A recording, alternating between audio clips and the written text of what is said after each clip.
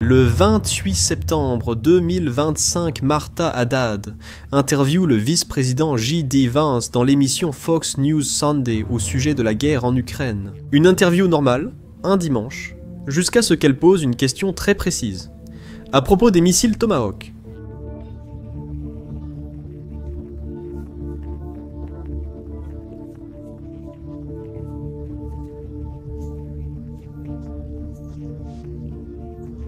En ce qui concerne notre soutien à l'Ukraine, les Tomahawk sont des missiles de croisière américains, dotés d'une technologie avancée et d'une portée impressionnante de 1600 km.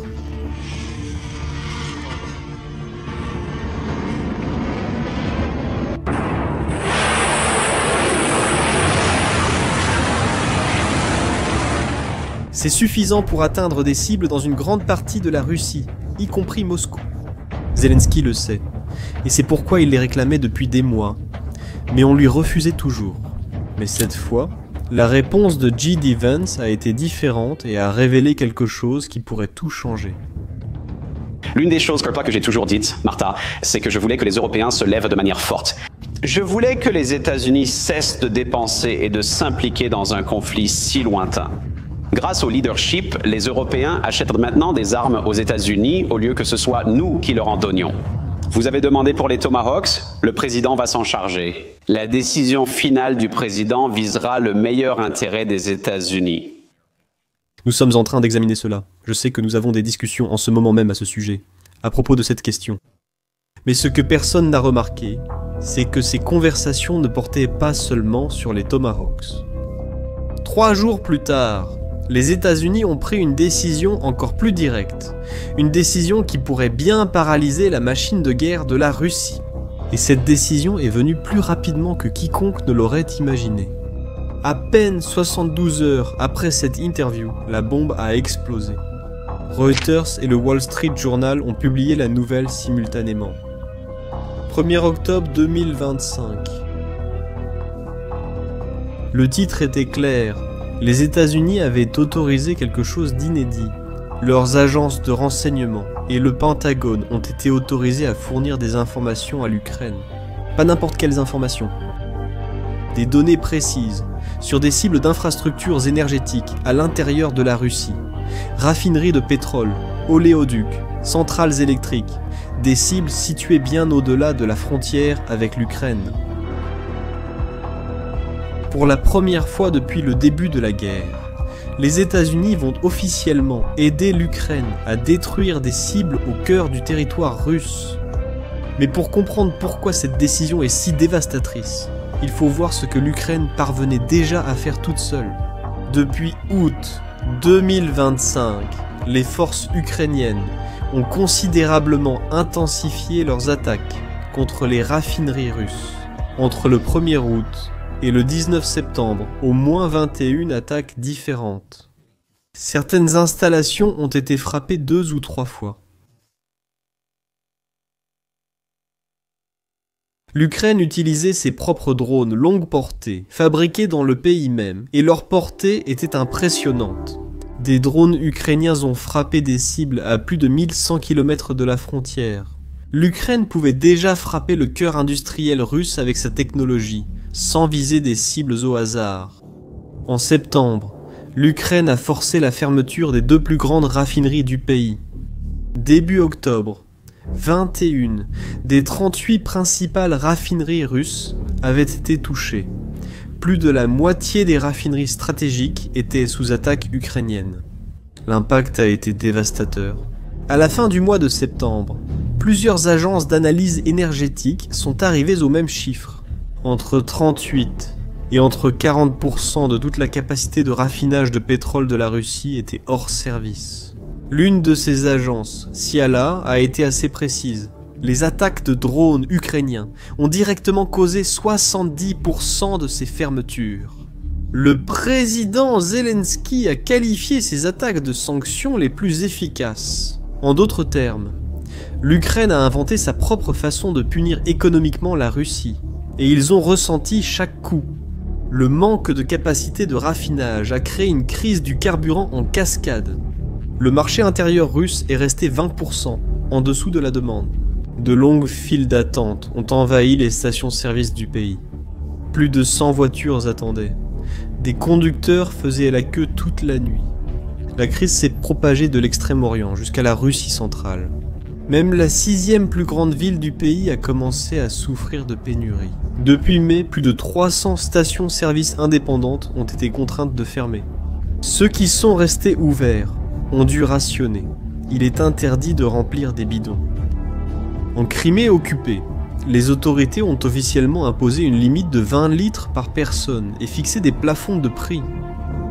La propagande du gouvernement russe tentait de maintenir le récit du contrôle, mais même les nationalistes les plus fervents ne pouvaient plus le nier.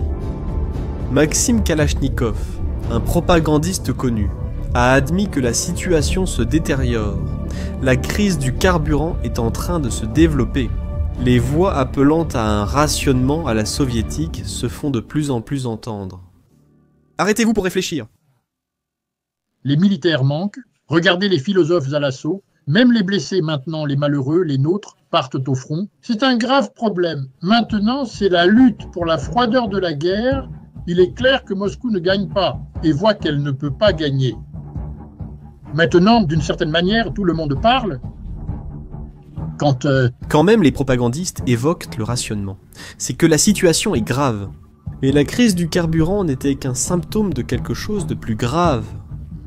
Le commandant en chef ukrainien l'a confirmé en déclarant « C'est une crise du carburant en Russie, qui affecte directement la logistique et l'approvisionnement de son armée. » Le manque de carburant nuisait à la capacité de la Russie de déplacer ses troupes et de transporter des fournitures. L'Ukraine attaquait la capacité même de la Russie à continuer de se battre. Et le gouvernement russe, eh bien, ils commencent à paniquer, et les mesures désespérées qu'ils prennent le prouvent. D'abord, l'ironie suprême. La Russie est l'un des plus grands producteurs de pétrole au monde. Elle extrait du pétrole du sol, mais elle n'arrive plus à transformer ce pétrole en essence parce que ses raffineries sont détruites. Alors, le gouvernement russe a commencé à se préparer à faire quelque chose d'absurde, importer de l'essence déjà raffinée de Chine et de Corée du Sud. Selon le gouvernement russe, il envisage de réintroduire un additif chimique appelé monométhylaniline.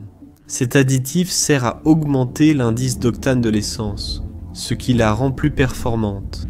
Mais il a été interdit en 2016 parce qu'il est toxique et pollue gravement l'air. Le gouvernement russe était tellement désespéré qu'il était prêt à empoisonner l'air que ses propres citoyens respirent, juste pour faire durer plus longtemps le peu d'essence qu'ils produisent encore. Troisièmement, la Russie a nettement accru ses achats de carburant en Biélorussie, son voisin et allié. Les importations ont explosé de 300%, elles ont triplé. La Russie a acheté littéralement de tous les côtés pour tenter de compenser le manque interne. Et calme-toi, les choses peuvent encore empirer. Pourquoi le déficit des comptes du gouvernement russe entre janvier et juillet a-t-il atteint 61,1 milliards de dollars? Pour couvrir cela, ils ont proposé d'augmenter les impôts.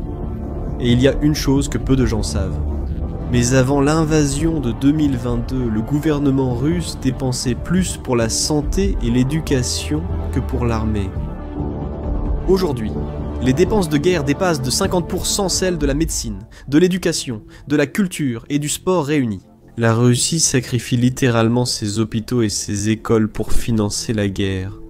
Et le peuple russe commence à ressentir le véritable coût de ce conflit. C'est à ce moment-là que Donald Trump a complètement changé d'attitude. Depuis janvier, Donald Trump misait sur la diplomatie et souhaitait un accord rapide. Il suggérait que l'Ukraine cède des territoires à la Russie en échange de la paix. Mais la Russie a intensifié ses attaques contre les villes ukrainiennes et a refusé de réduire ses exigences. Selon des sources officielles, Donald Trump est de plus en plus irrité. Et, le 23 septembre, Donald Trump a publié quelque chose d'explosif sur Truth Social. Il a affirmé que l'Ukraine, soutenue par l'Europe, pouvait tout reconquérir. Il a qualifié la Russie de tir de papier. Le message était clair. La Russie semblait forte, mais à l'intérieur, elle était faible. Trump avait changé de stratégie, passant de la tentative de négociation à l'application d'une pression maximale. Et non, 3 jours plus tard, est venue la décision de partager des renseignements. Laisse-moi t'expliquer ce que cela signifie vraiment. L'Ukraine avait déjà prouvé qu'elle pouvait causer des dégâts massifs toute seule. 38% de la capacité de raffinage était hors service. Maintenant, imagine avec le renseignement américain. Les États-Unis possèdent le réseau de renseignement le plus sophistiqué du monde. Satellites, espions, interception des communications, analyse en temps réel.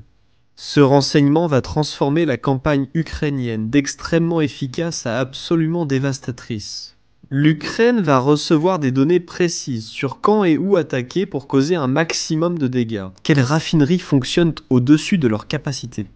Où les défenses aériennes russes sont-elles les plus faibles? Horaires, moments idéaux pour attaquer, vulnérabilité, tout.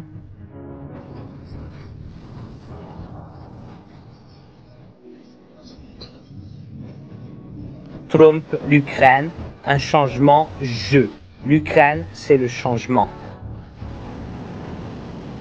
L'Ukraine.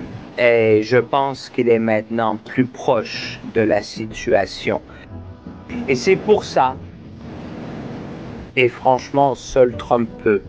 Pour aujourd'hui, nous connaissons des joueurs du monde qui ne sont pas des joueurs de... Mais il en est plus proche. Les États-Unis font également pression sur les alliés de l'OTAN pour qu'ils fassent de même.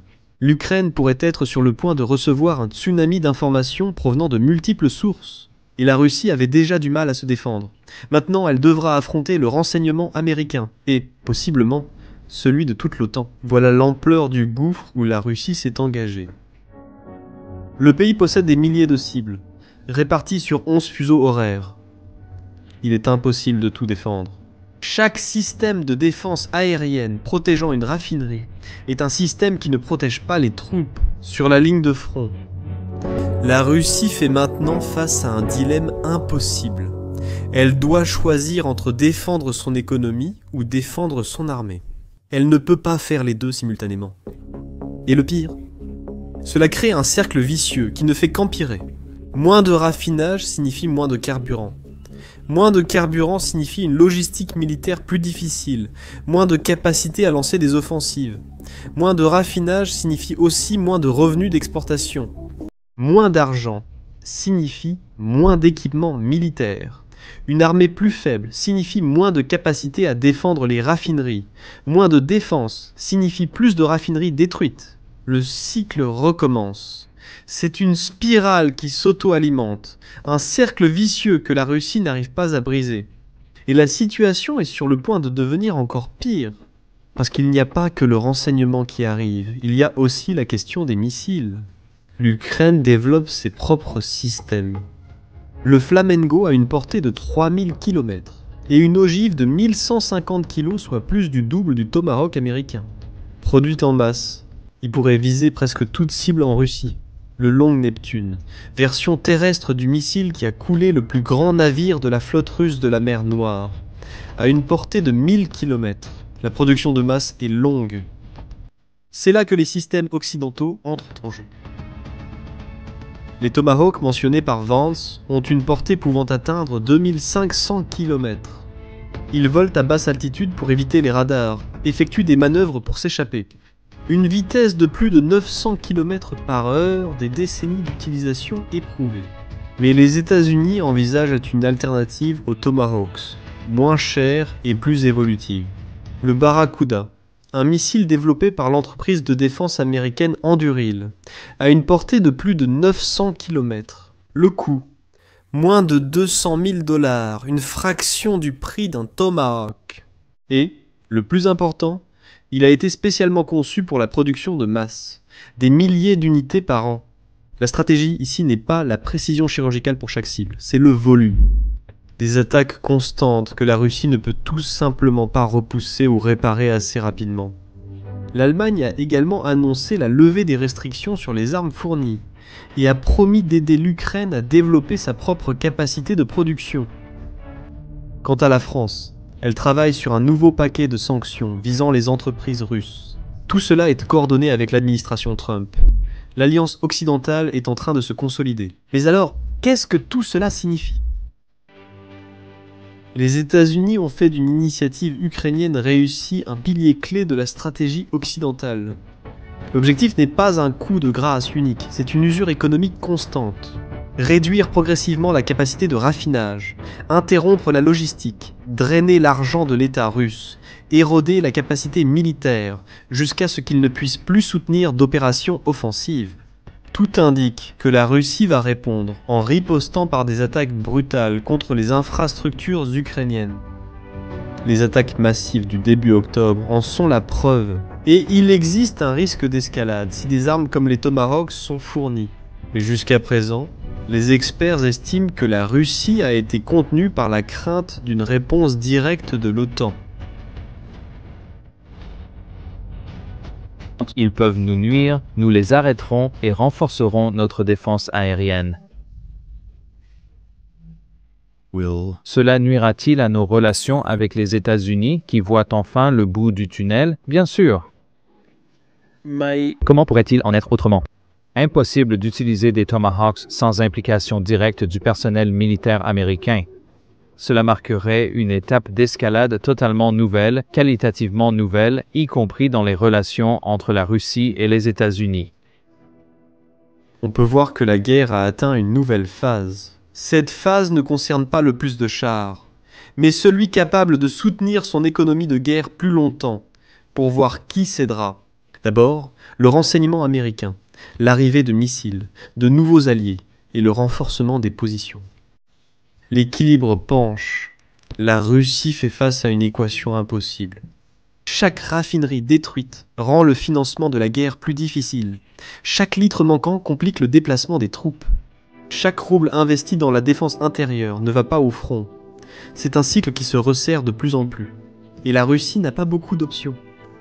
C'est la décision qui peut paralyser la machine de guerre russe, pas par une bataille épique, mais par diverses mesures qui réduisent de plus en plus la capacité des Russes à continuer de se battre jusqu'à ce que le coup devienne impossible à supporter.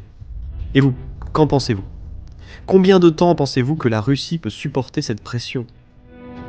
Votre avis en commentaire? Si ce contenu vous a plu, partagez-le avec quelqu'un qui a besoin de comprendre ce qui se passe réellement dans cette guerre. Et abonnez-vous à la chaîne pour ne pas manquer les prochaines analyses. À la prochaine.